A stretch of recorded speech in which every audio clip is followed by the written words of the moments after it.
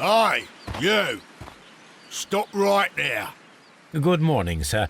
Pardon me, but why am I not allowed to walk around here? Because it's private. Well, I only wanted to meet the artistes. You're wanting to apply for... Nah, you don't look like the type of, artistic lockpicker that we're looking for. You might be surprised. What? Nah, I don't think so. Clear off.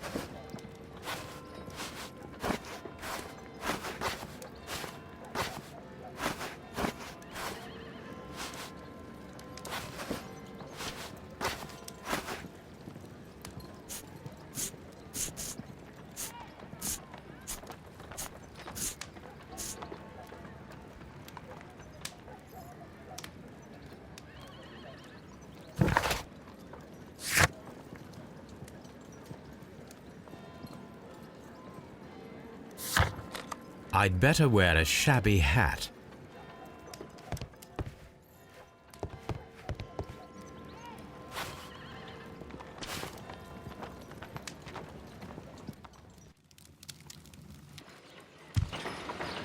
Stay where you are. What are you doing here, and where is Sherlock Holmes? Calm down, Watson. Take deep breaths now. It's me. Oh, thank God, Holmes. I can't get used to your disguises. Thank you, Watson. That means I am ready to go.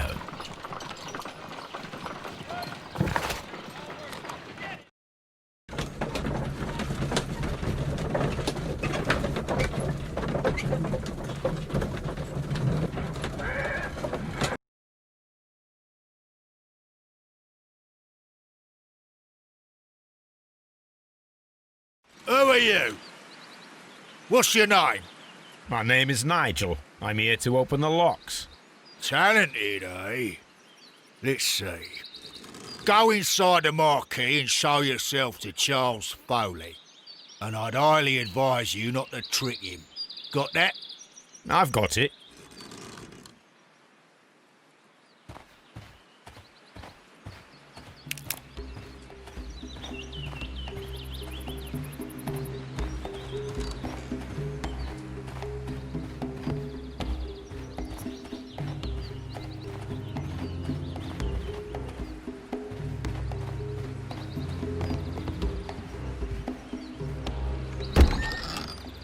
So, everything is here, just as you asked. And what about the money? Some of the barrels are wet. Transportation issues, it couldn't be helped. Whatever. We'll be here after midnight to pick up the supplies. I want to be paid first. No. You'll be paid after we make the transfer, as I said. Right? I hope that no one saw you. The police are on the lookout. Of course not. I'm a professional. Glad to hear it. Be ready for tonight, then.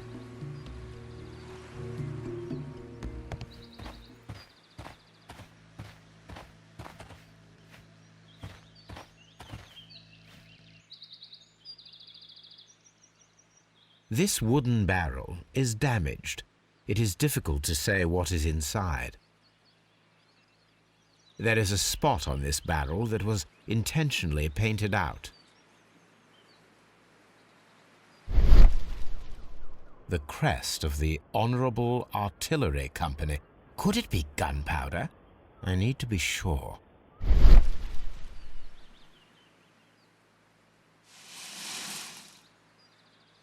Judging by the fractions and the scent, I can confirm that it is, in fact, gunpowder. The barrels are roughly clustered. It seems as though they were brought here in a hurry.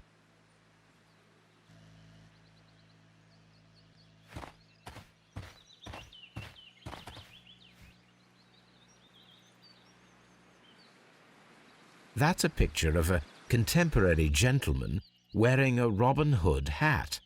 Interesting. From lambs into lions. Those are words of encouragement and defiance. This poster was clearly made to fire up rebellion amongst the people. This printing press is old, but still quite capable of printing hundreds of pages per day. There are enough posters to paste across half of London's walls. Powder kegs, a printing press, and a great many blank papers. All of this was stolen by the Merry Men quite recently. And these poster samples. I am quite sure it is not a coincidence. The Merry Men are planning some sort of sabotage. Stop right there. Who are you? Are you Charles Foley? Maybe. They say that I can open any door. Do they now? We'll see that lock near the chains on a table over there. Open that.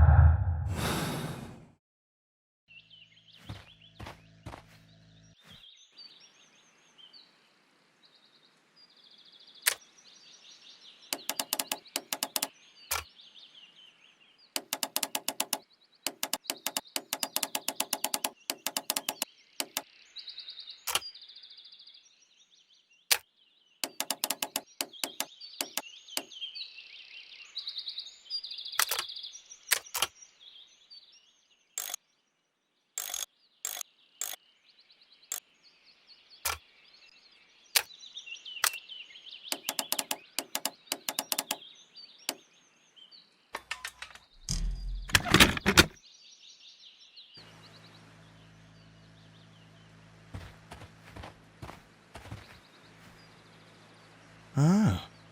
Well, they're right. What's your name? Nigel Shirley, from York. Ah, Nigel from York. Never heard anything about you. How'd you hear about me?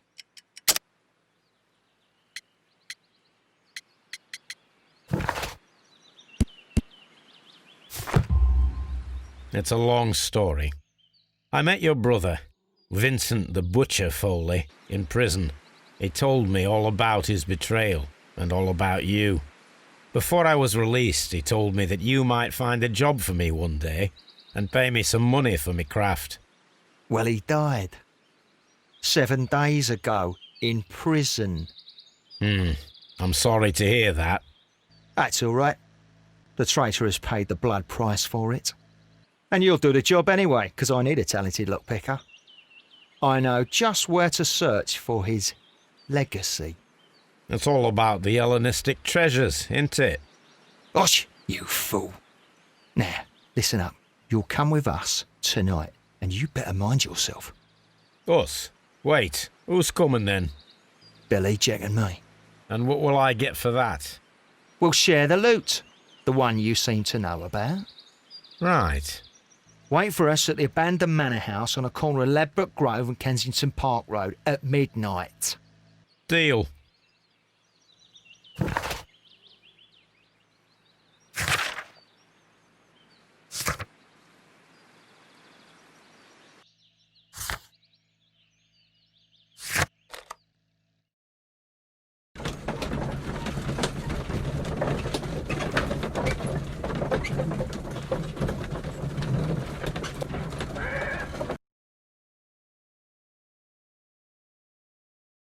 Here I am at the manor. Somewhere inside it are the Hellenistic treasures. This lock is quite old. It shouldn't be much of a challenge.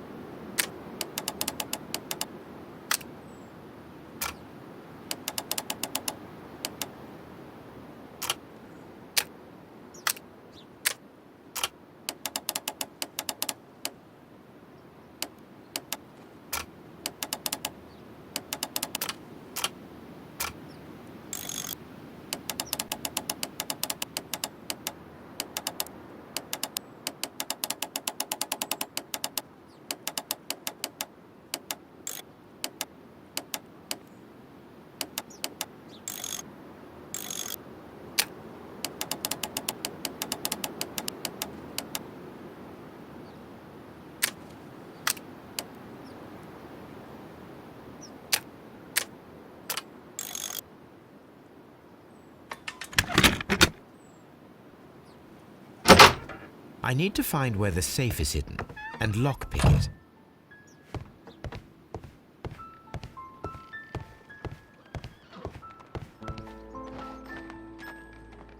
This cupboard is an absolute mess. Several books have fallen from the shelves. It seems as though this cupboard can be moved. I'll give it a try.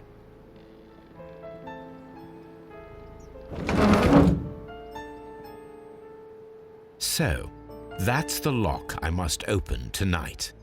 Let me see.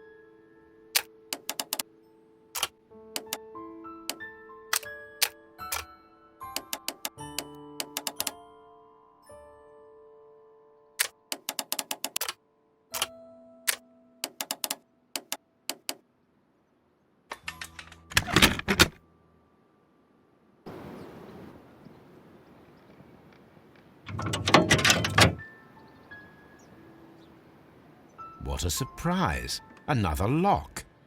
And I won't be able to pick it. I recall that precious key around Foley's neck. It might prove a decent fit.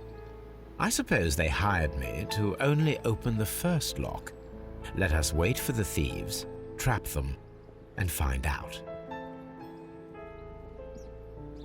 Let us check the thieves' possible escape routes in the event that they are caught off guard by the police from the front door. This door is a perfect means of escape in an emergency.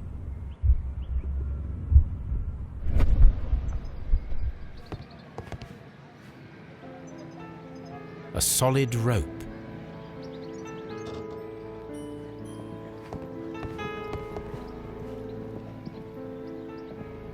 This should be useful.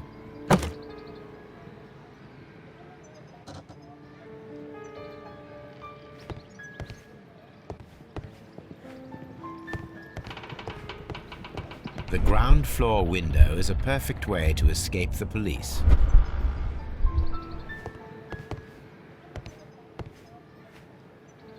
This works very well.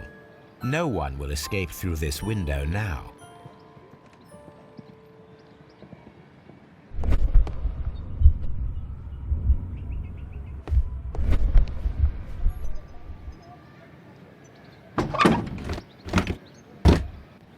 There is no ladder. If anyone falls here, he will need assistance to get out.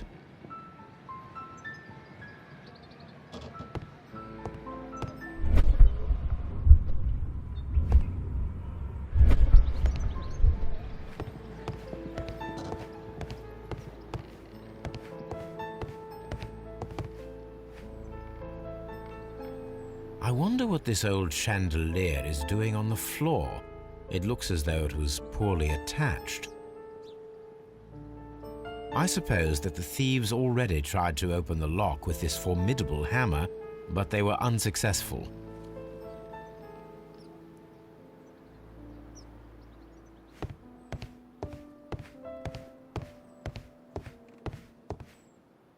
The thieves won't attempt to escape through the front door if the police are right behind it. Although this window is high above the ground, it would be possible for one of the thieves to attempt to use it for their escape.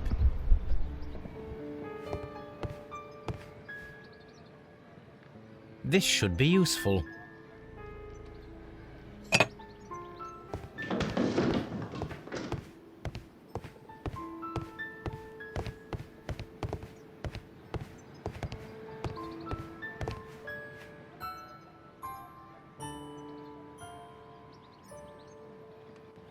One step on these beads, and our thief will go flying. I should walk carefully here, else my plan will be ruined. Any thief who finds his way upstairs will roll down very quickly.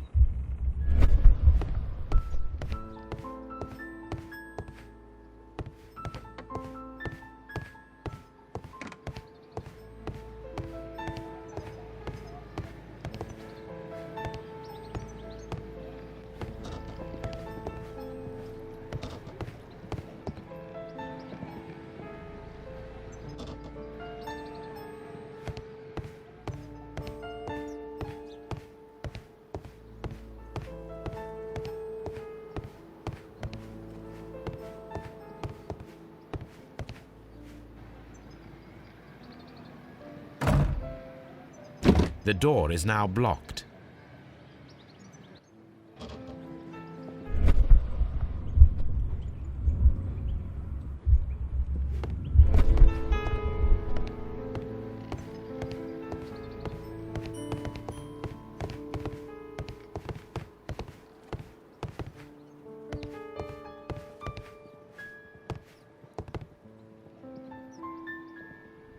This should be useful.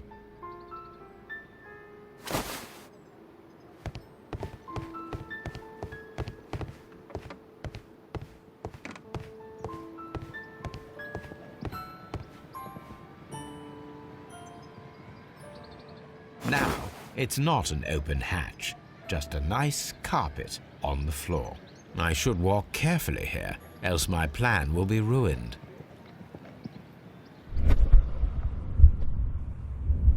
Now, if a thief runs through the kitchen, he'll pay a surprise visit to the cellar.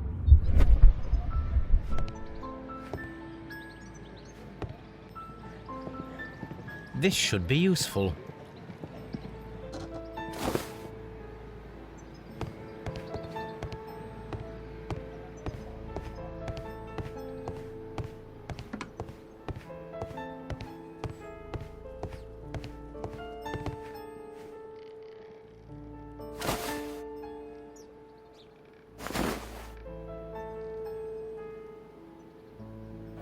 If anyone takes the hammer, the rope will uncoil and make the chandelier fall.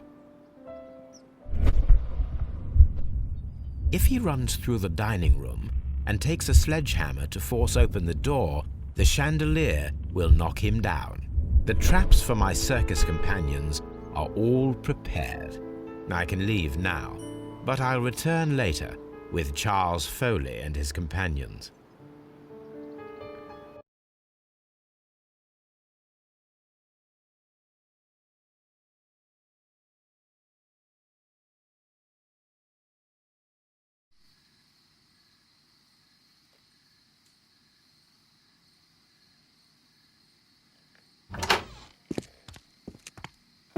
Police! Police!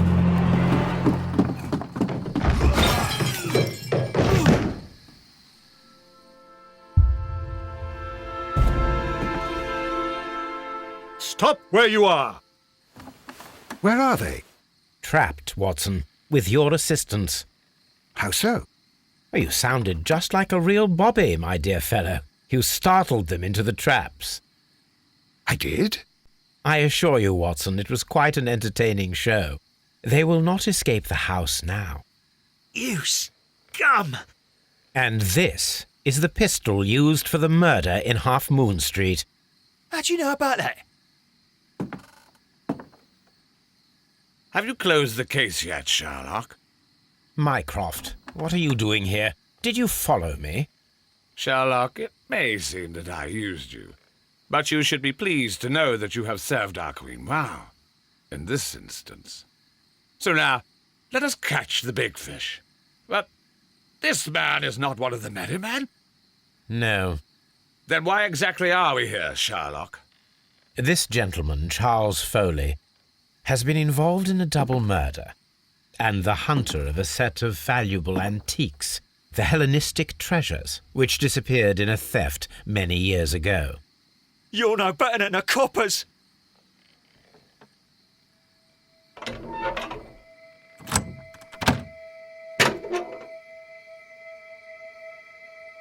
Holmes, that is incredible. The Hellenistic treasures. Indeed. Nothing but trifles. Where are the merry men? I don't know why you are asking me, Mycroft. They are yours to find. I'll see you soon, dear brother.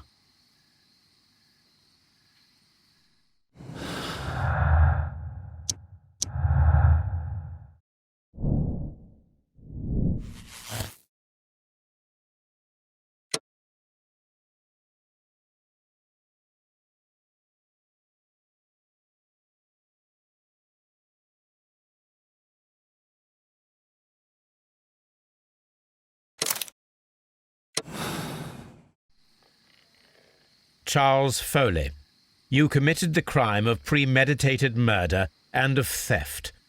You will be severely punished for your deeds. You are pitiful, you Scotland Yard dog.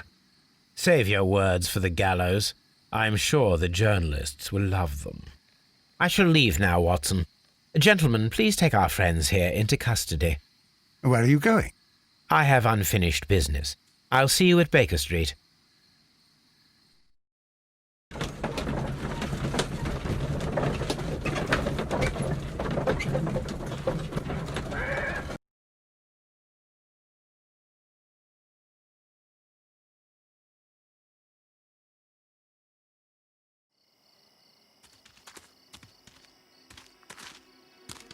Be careful with the lamps. Don't bring them too close to the barrels.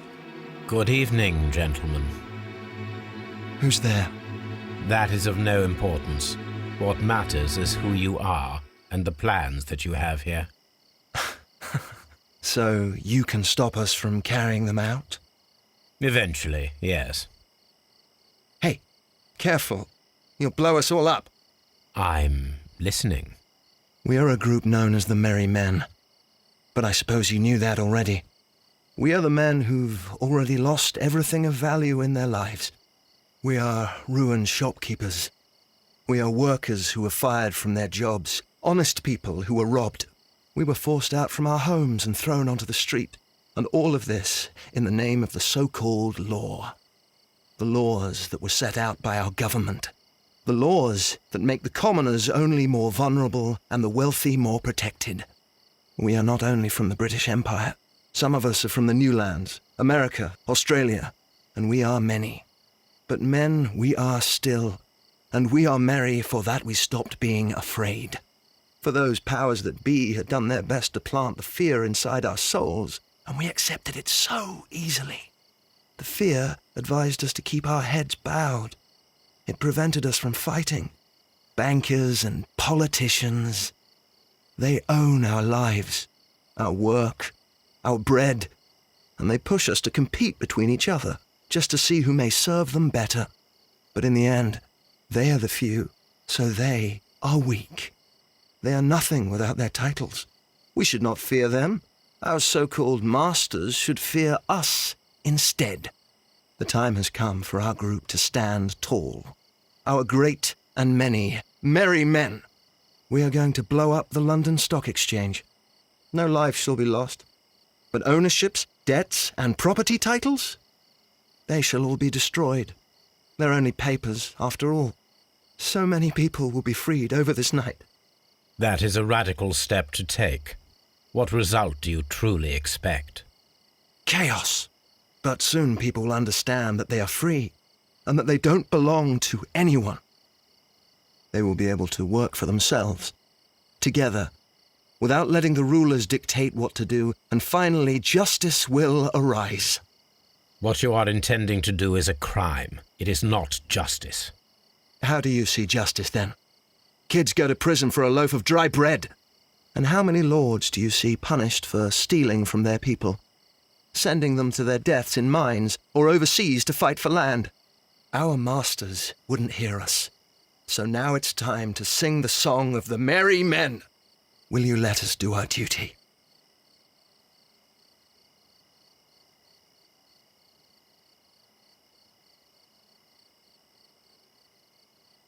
When people fight the order, they are too blind to see the consequences that throw society into chaos. I shall stop your actions, but not you. Run. Now!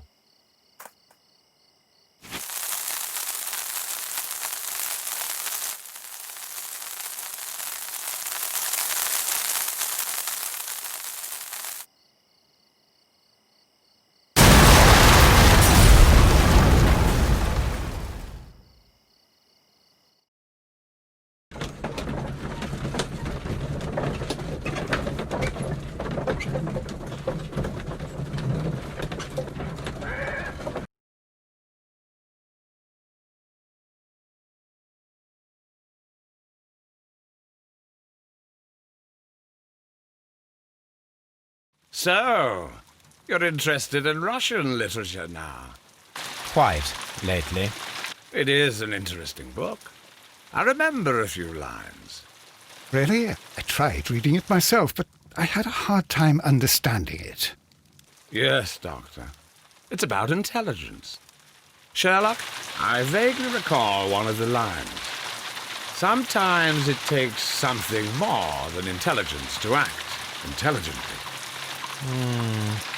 There were also a few words along the lines of, pain and suffering are always inevitable for a large intelligence and a deep heart. Tell me, Doctor, does my brother show any signs of pain or suffering? Not that I know of. Because you see, Doctor, behind all of his masquerade, my brother does possess a deep heart. So deep that he does not recall where he places his love. Well, I'm sure that... His love and his duty that, in the first place, should be directed towards the Empire. For without it, we would be nothing. A country filled with uncivilized men. And the Empire needs order and discipline. It has no room for chaos. People who commit crimes, or at the very least intend them, deserve punishment, Sherlock. Without justice, there can be no civilization. But we serve the truth, not justice. Your truth, Doctor, that may prove immoral. Allowing people to terrorize London, destabilizing the whole empire. Terrorize only the powers whom you serve, Mycroft. Not I, not Watson, not Mrs. Hudson, not Wiggins. Sherlock, the merry men are to be stopped. Not by me. You created the merry men. Stop them yourself. Only make sure that you don't create 10 more merry men by arresting the one. Good night, Dr. Watson. Anything in the post, Watson? Any clients worthy of our attention? Only a second reminder from Mrs. Hudson about our new neighbour. She urges you to remove your... Oh, I don't care about that. Holmes, the lady who will be moving in shortly has requested the use of our spare room to place all of her boxes. Wait, what? A lady?